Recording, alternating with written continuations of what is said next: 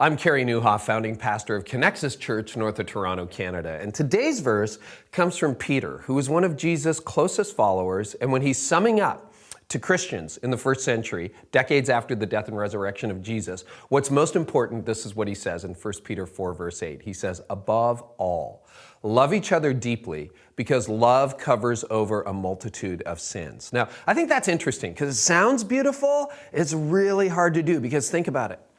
The people that you know the best are the people it's often hardest to love. Yeah, I mean, you fall in love, the whole deal. But after you've been married a little while or dating a little while, guess what? It's the people that you're closest to that you see the sins of most clearly. My wife sees my sins and I can irritate her.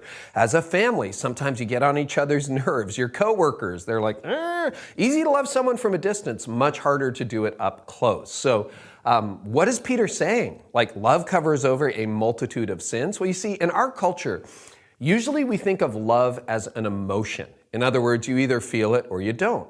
And a number of years ago, my marriage went through a really tough season. And there were days where I woke up and my wife woke up and we didn't feel a lot of love for each other. But Jesus comes along and gives a whole other paradigm for love. And this is what he says. He says, love one another. He commands us to love one another. And I remember I'd read that all my life, but a number of years ago I read it and I went, wait a minute, he's commanding me to love somebody? Like, how do you command an emotion? Well, maybe love isn't an emotion. Maybe it's a decision. It's not a question of whether you feel it. It's a question of whether you decide to do it. And so I had to learn to make a decision that I am going to act in a way that is loving towards someone. And here's what I've learned, and this is the powerful part.